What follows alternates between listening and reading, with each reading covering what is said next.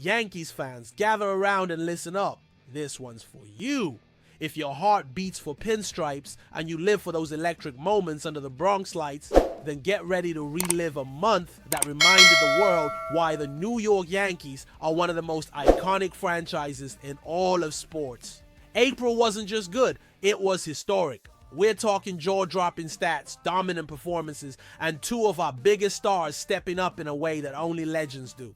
From the roar of the crowd at Yankee Stadium to the quiet dominance on the mound, this was a month that'll be talked about all season long. So settle in, because we're about to unpack the kind of greatness that makes being a Yankees fan something special. Let's start with the man of the moment, Aaron Judge. If anyone needed a reminder why he's the reigning American League MVP, he delivered that and more in April. Judge didn't just lead the team, he owned the entire league. With a batting line of .427, .521, and 61, 10 home runs, and 32 RBIs in just 31 games, Judge was absolutely on fire. Every swing looked calculated, every hit screamed authority, and pitchers across the league had no answers. This kind of dominance doesn't go unnoticed, and as a result, Judge was named the AL Player of the Month for the 10th time in his career. That's not just consistency, that's the stuff of Cooperstown. It had been since August of last season since he last won it, but this performance was undeniable.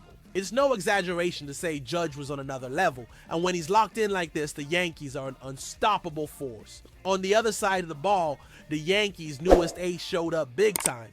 Max Fried, who joined the team from the Atlanta Braves, wasted no time proving he belongs in the heart of the Bronx. In 6 starts during April, Fried posted a jaw-dropping 1.19 ERA across 37 2-3 innings, striking out 33 and picking up 5 wins. He didn't just pitch, he dominated. It was his second time winning Pitcher of the Month, but his first in the American League, and it couldn't have come at a better time. Fried gave the Yankees exactly what they needed: stability, confidence, and a presence on the mound that kept a post. Enter Bryan De La Cruz, a name some fans may not have expected to hear in pinstripes this season. Claimed off waivers from the Atlanta Braves, De La Cruz was assigned to AAA Scranton Schwartz Wilkes Barre in a low-risk, high-upside move that could give the Yankees additional depth in the outfield.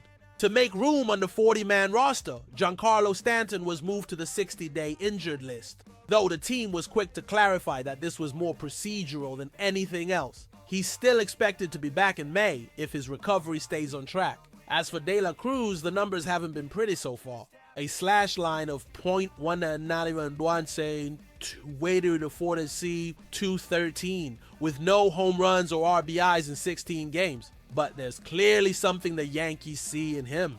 Maybe it's his raw power, maybe his defensive versatility, or maybe it's just a gut feeling from the scouting team. Whatever it is, they pulled the trigger. And there's a touch of irony in the move too. De La Cruz was sent down by Atlanta in favor of Alex Verdugo, a former Yankee. Baseball has a funny way of connecting dots like that. Players moving from team to team, second chances being handed out, old faces showing up in new uniforms. De La Cruz has bounced around between the Astros, Marlins, Pirates, and now the Yankees. He's seen the ups and downs of this game, and if there's one franchise that knows how to polish a diamond in the rough, it's this one. While De La Cruz waits for his moment, the front office is also keeping its eyes on the trade market. And one name that's gained traction is Nolan Arenado. That's right, the St.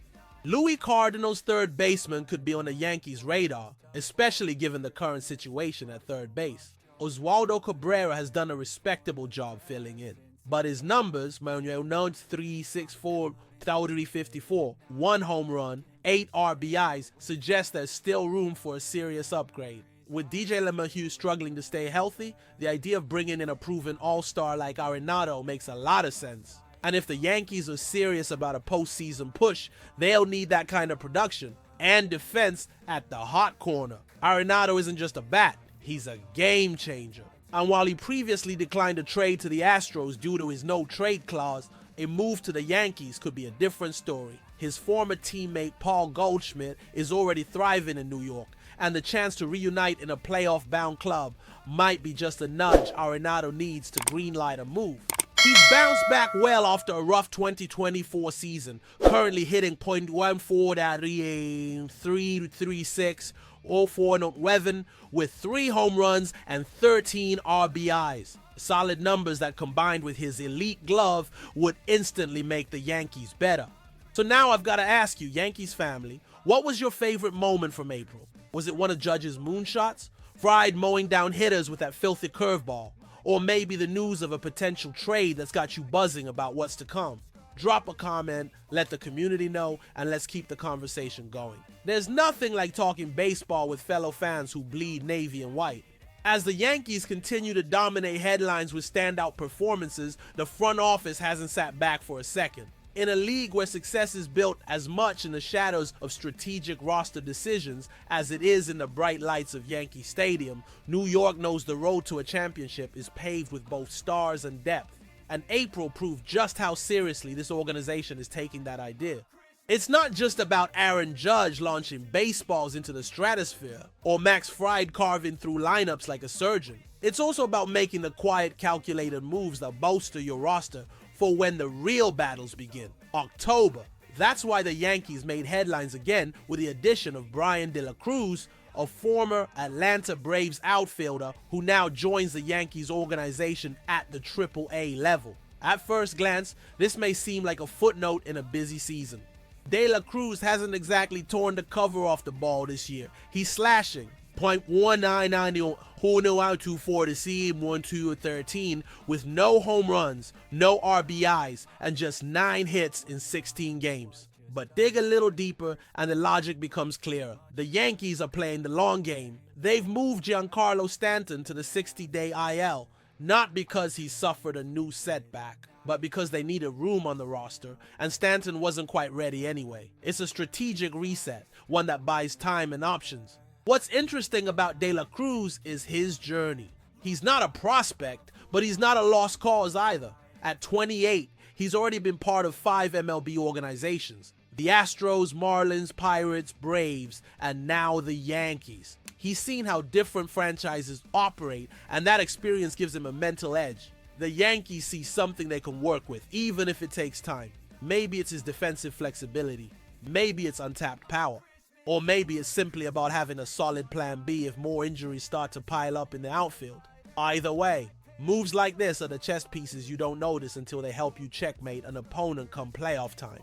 And then there's the bigger storyline that fans can't stop talking about: Nolan Arenado. This isn't your average midseason rumor. This is the kind of name that makes fans lean in and take notice. Arenado, one of the premier third basemen of his generation, is once again being mentioned in connection with the Yankees. Now nothing is official, and yes, Arenado still holds a no-trade clause, which gives him the final say on where he goes. But let's be honest, the idea of donning the pinstripes and joining a legit contender like New York has to be tempting for a player who's never quite had the postseason success his talent deserves. Right now, the Yankees' third base situation is functional, but not ideal. Oswaldo Cabrera has stepped up, and there's no denying his versatility. But his offensive production, a .291 on .364, .354 slash with just 1 homer and 8 RBIs, leaves a lot to be desired. The issue isn't effort. Cabrera's hustle is top tier. The issue is firepower. The Yankees lineup is elite, no doubt, but when you're chasing a World Series, every position needs to be locked in, especially when you're facing pitchers who don't give you many second chances. That's where Arenado fits in. Even after a rough 2024, he's bounced back this year with a solid .243 24-1 stat line, adding 3 home runs and 13 RBIs. More importantly, he still plays elite defense. His glove remains Gold Glove caliber, and in a tight playoff game, that kind of reliability at the hot corner can be a game changer. Imagine the infield with Arenado at third, Volpe at short, Torres at second, and Rizzo at first. That's a rock-solid defensive unit that can shut down rallies and make big plays under pressure. And let's not overlook the emotional side of this. Arenado has history with Paul Goldschmidt, who's already thriving in New York. Reuniting with a trusted teammate in a winning environment could be the exact situation that sways Arenado to waive that no-trade clause. The stars seem to be aligning. Now it's just a matter of whether the front office wants to pull the trigger. But even with all these potential moves and superstar rumors, what really matters is how this team is coming together. April showed us more than just stats. It revealed identity. Judge isn't just hitting, he's leading. Bride isn't just pitching, he's anchoring a rotation that's had more questions than answers. And players like Cabrera are doing everything they can to keep the ship steady. This team has heart, it has hunger, and it has the pieces, or is very close to having them, to make a real championship run. At the same time, we can't ignore the fans, the ones who ride this roller coaster with the team day in and day out. So here's the part where I want to bring you into the game. If you're enjoying this deep dive and want to see more breakdowns like it, make sure to hit that subscribe button. It helps a lot and keeps the Yankees talk flowing. And hey, since we've been talking about trades, tell me this. If you were in Brian Cashman's shoes, would you go after Nolan Arenado before the trade deadline? Or would you roll the dice with Cabrera and LeMahieu?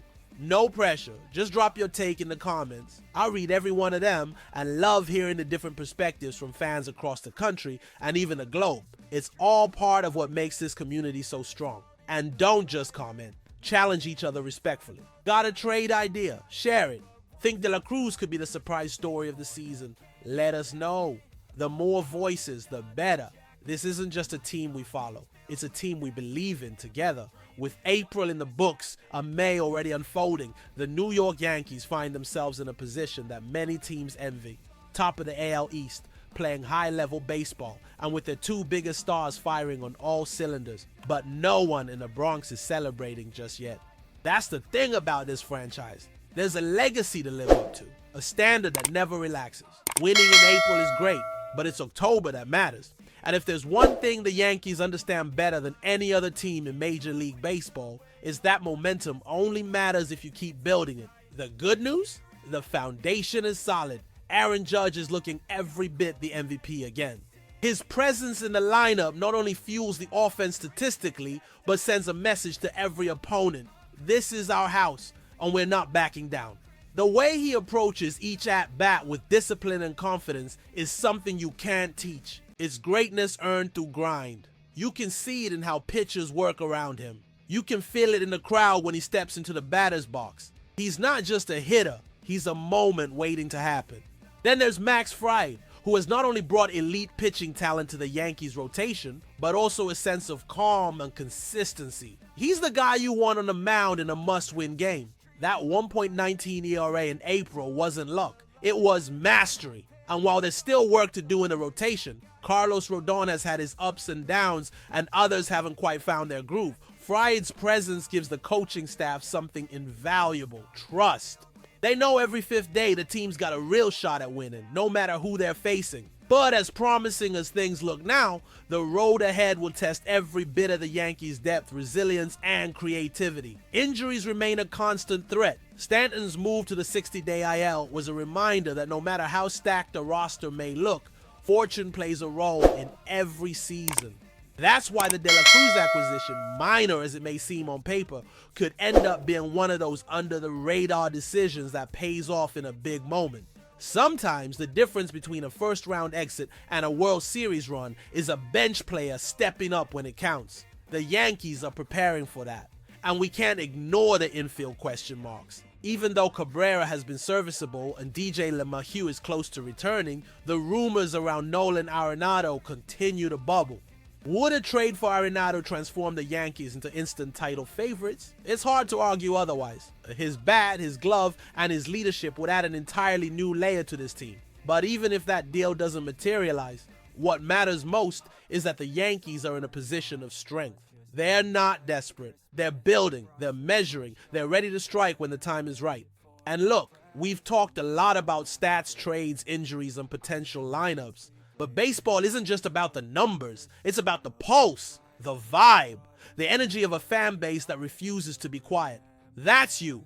Every chant at Yankee Stadium, every post on social media, every heated conversation about who should be batting cleanup, that's part of this story. And right now, that story is a good one. The Yankees are clicking. There's a sense that something special is brewing. Not perfect, not flawless, but filled with that magic mix of talent, chemistry, and hunger.